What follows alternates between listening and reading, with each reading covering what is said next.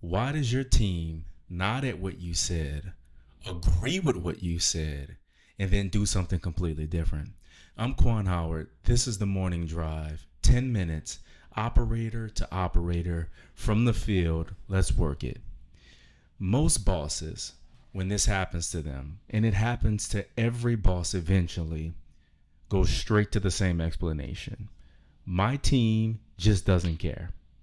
Look, I get it. I've been there after watching your team hand back work that doesn't match what you asked for again and again.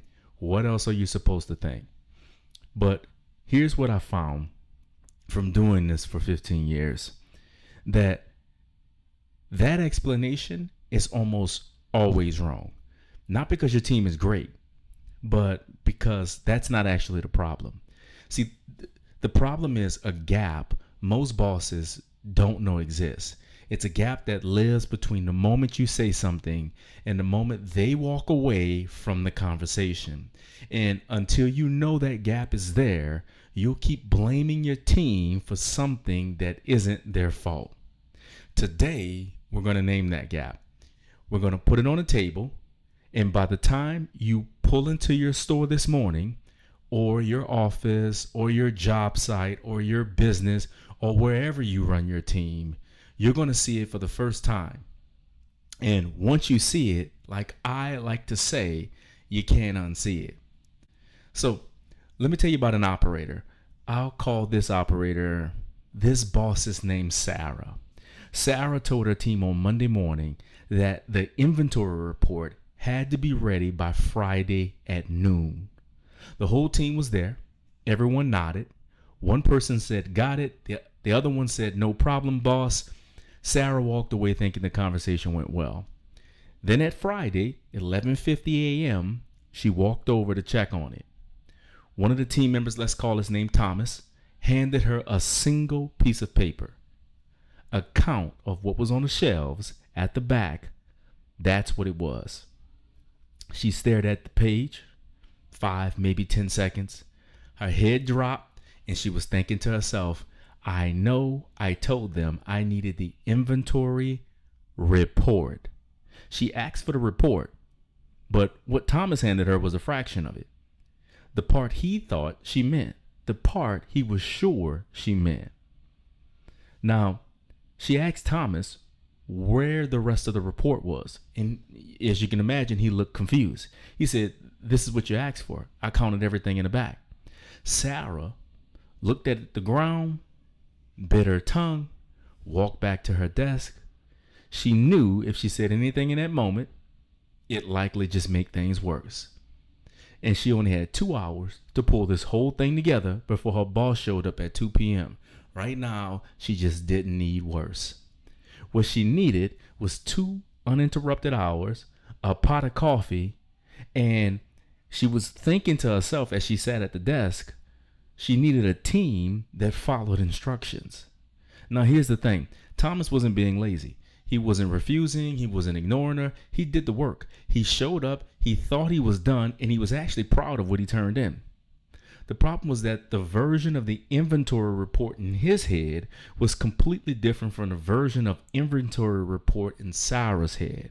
And neither of them knew the other one had a different version until 11:50 a.m. Friday. That's the gap. Now, most bosses think I told them equals they know. It doesn't. Telling is something you do. Knowing happens on the other end. Those are two completely different things. And the first one doesn't always make the second one happen.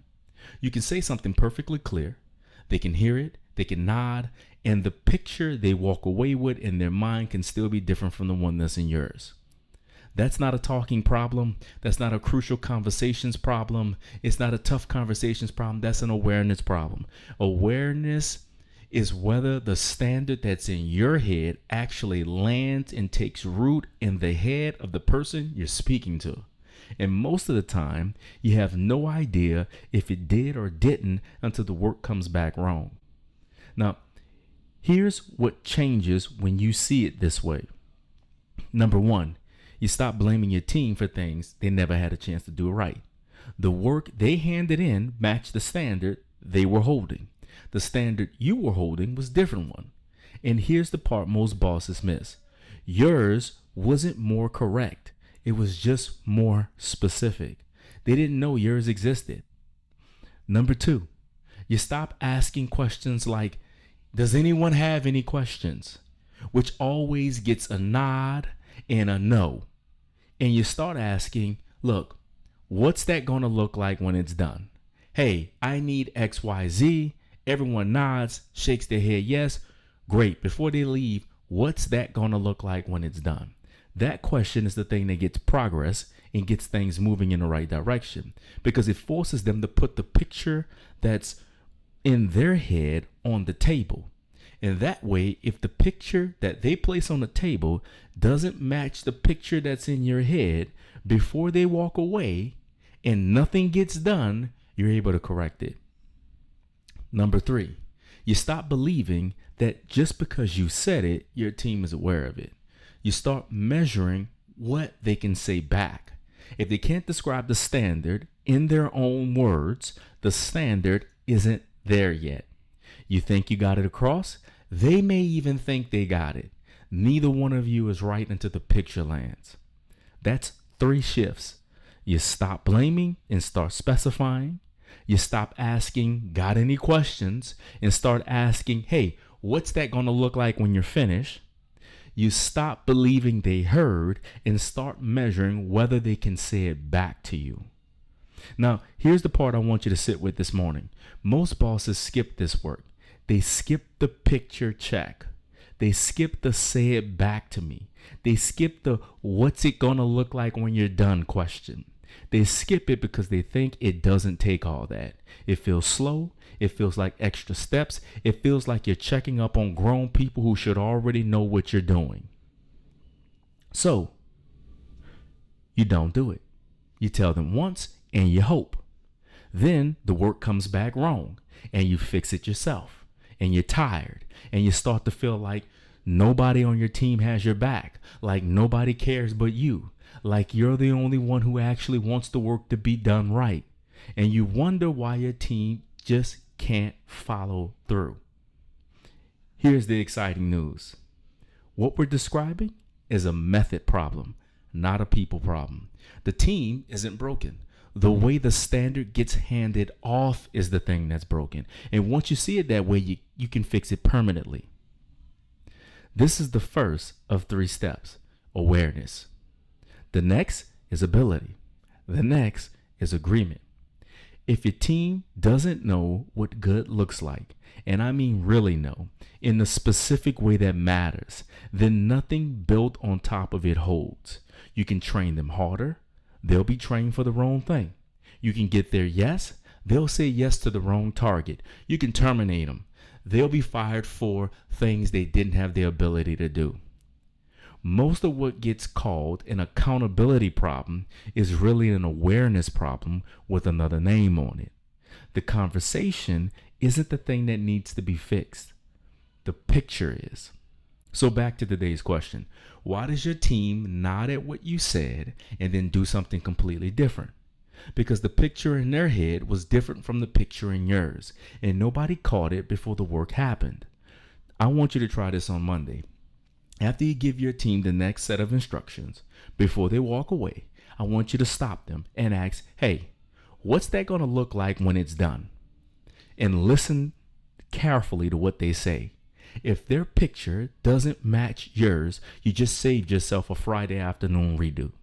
If you want help figuring out where in the awareness gap is showing up in your operation, I have a free 5-minute diagnostic on my site. It requires no purchase, there's no pitch, and it's going to tell you which of the 3 conditions I mentioned is breaking down in your team right now. Now you can find that on my website, KwanHoward.com. That's KwanHoward.com. And if you check the top right hand corner of the website, you're going to see a button that says take the diagnostic. Click it and it'll bring you there. And if this episode landed with you, I want you to share it with one boss you know who's been Sarah this week or maybe even last week. Now, next week, I'm going to talk about ability. And this is the step that most bosses mistake for attitude. This is the morning drive. I'm Quan Howard. I'll see you next week.